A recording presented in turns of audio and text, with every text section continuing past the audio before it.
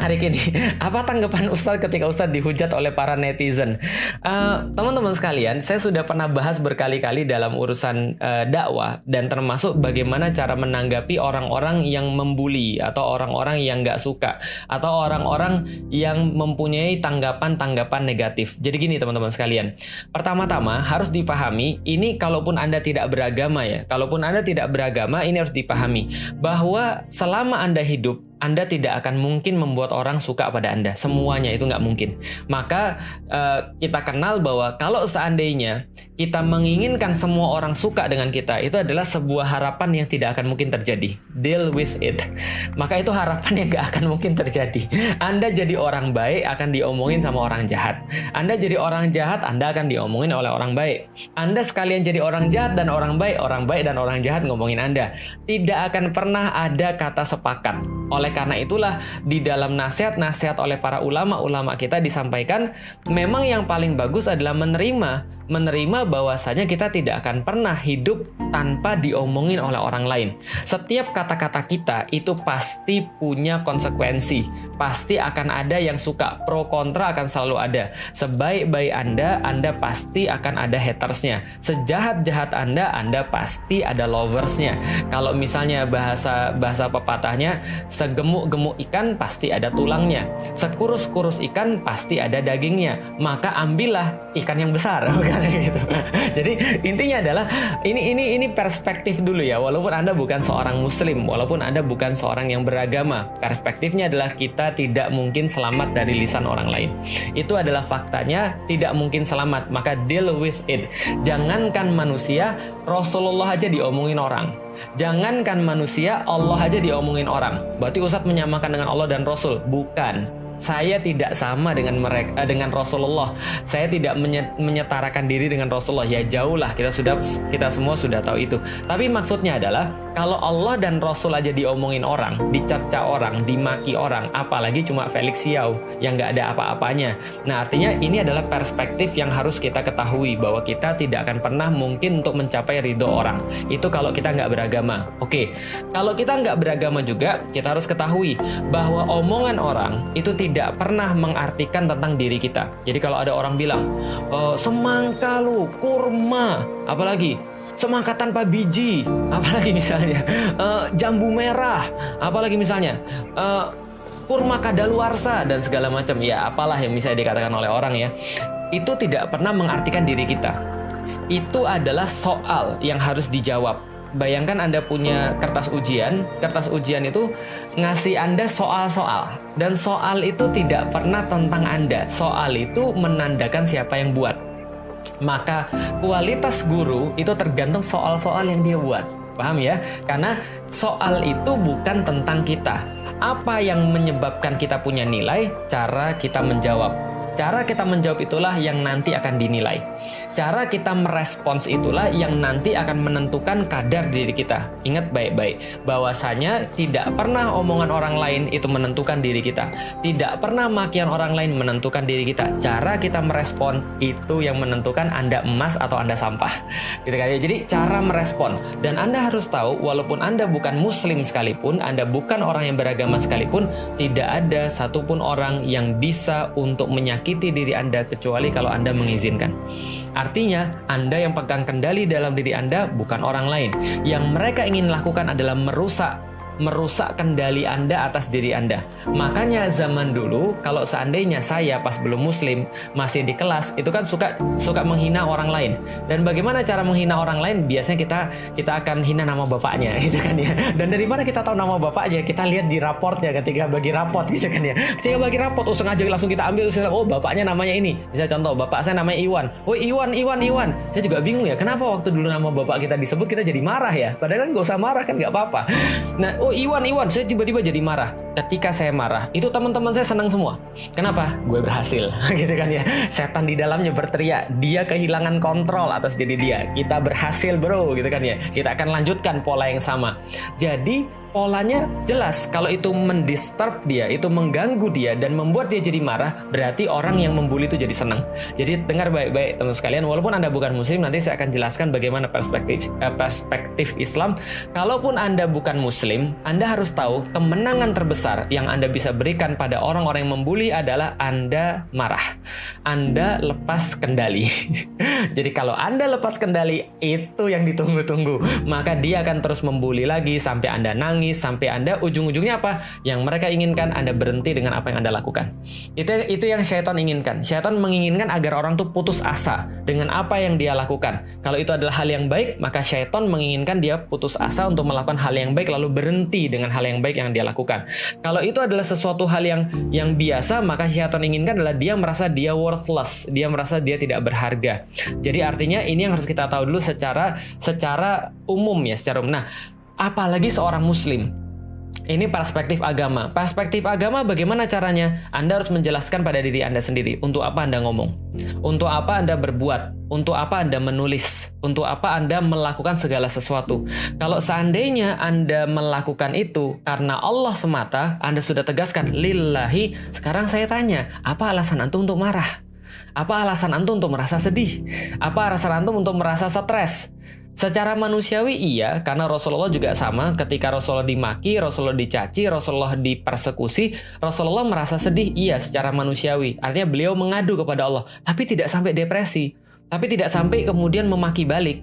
Tapi tidak sampai kemudian meninggalkan dakwah. Kenapa? Karena Rasulullah mengajarkan kepada kita bahwa segala sesuatu yang kita lakukan adalah karena Allah.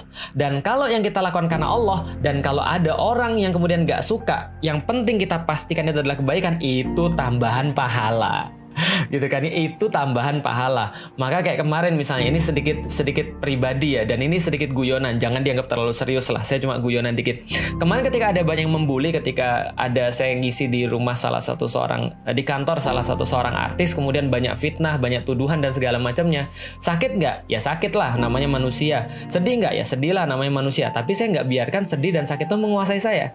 Tapi saya alirkan dengan hal-hal yang lain. Gimana? Nulis gitu kan ya, bikin video. Kita akan buktikan siapa yang punya karya kan gitu kan ya.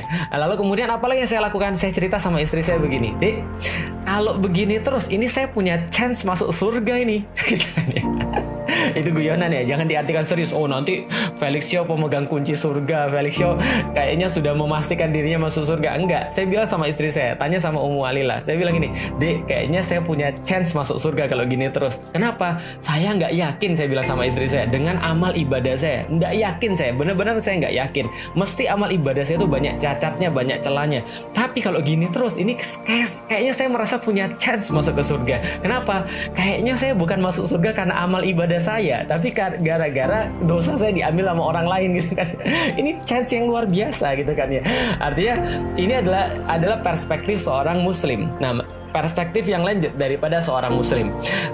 Suatu waktu Rasulullah Shallallahu Alaihi Wasallam itu sedang berada di keramaian, dan ketika beliau duduk itu bersama Abu Bakar, maka datanglah orang mencaci maki beliau. Coba, ini orang luar biasa, datang caci maki, datang ngomong jorok dan segala macamnya.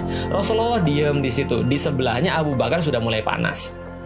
Ketika sudah mulai panas, akhirnya setelah nggak tahan lagi, Abu Bakar membalas cacian orang tadi. Ketika Rasulullah melihat Abu Bakar dan mendengar Abu Bakar membalas cacian tadi, maka Rasulullah kemudian berdiri dan pergi. Lalu Abu Bakar tentu merasa dong, wah ini ada masalah nih kayaknya ini. Lalu kemudian Rasulullah didatangi sama Abu Bakar. Abu Bakar datangnya, Rasulullah, tolong saya dijelaskan, ini kenapa engkau bisa pergi dan engkau berdiri dan pergi dari situ. Padahal ketika dicaci engkau diam. Rasulullah berkata, iya, karena tadi pas dia mencaci kita, malaikat bersama kita mendoakan kita. Dan malaikat mendoakan kita dengan perkara-perkara yang baik. Tapi pas kamu balas, yang datang syaiton, gitu kan ya. Dan saya nggak mau bersama syaiton, maka saya pergi. Artinya adalah apa, teman-teman sekalian? Kita harus memahami bahwa sekali lagi kata-kata orang nggak pernah menentukan tentang kita. Tapi begitu kita balas dia, maka syaiton berhasil. Kenapa syaiton berhasil? Ada dua orang sedang maki-makian. Ada dua orang yang sedang mengumpulkan keburukan demi keburukan. Walaupun yang kita katakan benar tentang saudara kita, dan kita balas dengan sesuatu yang lebih buruk daripada apa yang dia sampaikan, atau minimal sama buruknya, berarti kita sudah menghilangkan kesempatan kita untuk mendapatkan kebaikan daripada Allah Subhanahu wa Ta'ala. Maka dari sudut pandang Islam begitu. Maka kemudian saya selalu mengutip daripada seorang ulama yang menyampaikan, balasan terbaik bagi orang-orang yang membuli, balasan terbaik bagi orang-orang yang menuduh, atau balasan terbaik bagi orang-orang yang memfitnah. Apa balasan terbaiknya? Ya kita tinggal bilang aja, ya semoga saja kalau engkau benar, mudah-mudahan Allah mengampuni saya. Tapi kalau engkau salah, mudah-mudahan Allah mengampuni kamu. Kenapa? Itu membuat diri kita jadi bersih.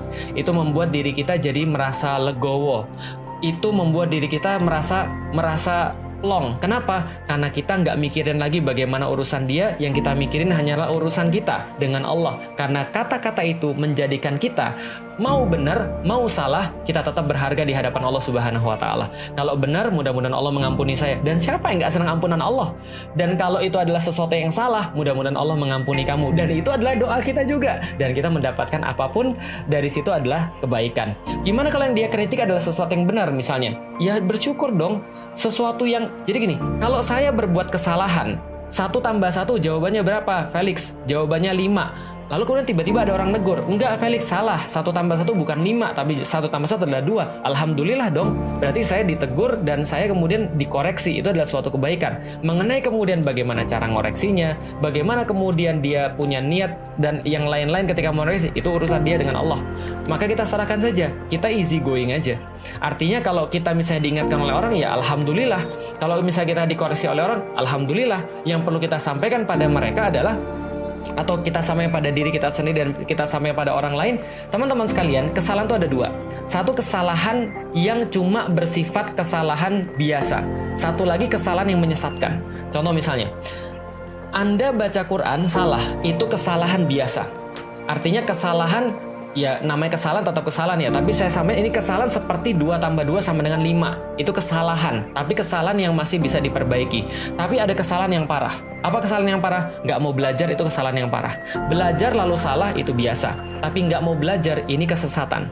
Contoh lagi misalnya, Anda kemudian tiba-tiba ketika jadi imam, Anda lupa ayatnya, lalu kemudian Anda tiba-tiba blank, tiba-tiba Anda sujud. Setelah kemudian lupa baca ayatnya, itu adalah kesalahan yang masih bisa ditolerir, dan ini terjadi terus-menerus di zaman orang-orang kaum muslim. Artinya ya itu sebuah kesalahan biasa. Tapi kalau Anda menolak Al-Quran, ini kesalahan luar biasa. Apalagi kemudian mengatakan bahwa Al-Quran sudah tidak relevan lagi, ini kesalahan fatal dan ini kesesatan yang nyata. Nah, maka kita sampaikan bahwa ya sudah, easy going aja, karena kita sudah jelaskan secara perspektif bukan Islam pun ini sudah kita bisa untuk menenangkan diri kita, karena sesungguhnya respon kita lah yang membuat kita berharga. Dan ingat teman-teman sekalian, kita mau diingat seperti apa sih? Kita mau diingat seperti apa sih? Kita mau diingat sebagai orang yang baik atau orang yang jahat? Kita mau diingat sebagai pembela Islam atau kita mau diingat sebagai pembela yang bukan Islam? Kita mau diingat sebagai orang-orang yang memperjuangkan kebaikan lalu dicerca, atau orang-orang yang melihat keburukan lalu mendiamkannya? Dan ingat, setiap ilmu akan dimintai pertanggungjawaban. Maka saya secara pribadi, kenapa saya tetap terus berdakwah? Karena sederhana saja, karena saya nggak mau sampai anak saya gede itu nanya pada bapaknya, Pak Abi, kenapa Abi dulu tahu tapi nggak ngomong? Kenapa Abi dulu ngerti tapi nggak bicara? Ada orang bilang, saya tahu tapi saya nggak mau ngomong. Kenapa? Karena saya nanti kalau ngomong dibully orang. Paham ya maksud saya? Bagi saya, ditanya sama anak saya, kenapa saya nggak ngomong ketika saya tahu tentang kebenaran, itu lebih sakit, itu lebih ngeri daripada daripada dibully sama orang. Itu baru anak sendiri. Gimana kalau sudah berhadapan dengan Allah, kemudian Allah tanya pada saya, Lik, kenapa ketika kamu tahu bahwa Al-Maidah 51 itu dibilang bahwa itu adalah jangan mau ditipu dengan Al-Maidah 51, jangan mau dibohongi dengan Al-Maidah 51, kenapa kamu diam? Atau malah kamu bela? Atau malah kamu bela orang-orang yang menistakan Al-Quran itu dengan mengatakan bahwa Al-Quran itu tidak relevan lagi, atau kemudian mengatakan bahwa Al-Maidah 51 itu tidak berkaitan dengan urusan kepemimpinan misalnya, padahal Allah sudah nyata-nyata ngomong begitu. Atau kemudian ketika Allah nyata-nyata bilang bahwa kaum mukmin itu ketika dia harus dipimpin oleh orang mukmin juga, maka kita tahu maknanya dan kita mendiamkan. Nah, maka saya nggak bisa untuk kemudian membayangkan bagaimana Allah minta pertanggungjawaban saya. Nah, jadi mendingan dibully, mendingan kita dimaki daripada kita justru mendiamkan sesuatu yang salah. Tapi balik lagi, harus kita lakukan dengan cara yang santun, dengan cara yang paling bagus, dengan cara yang paling indah. Itu kemudian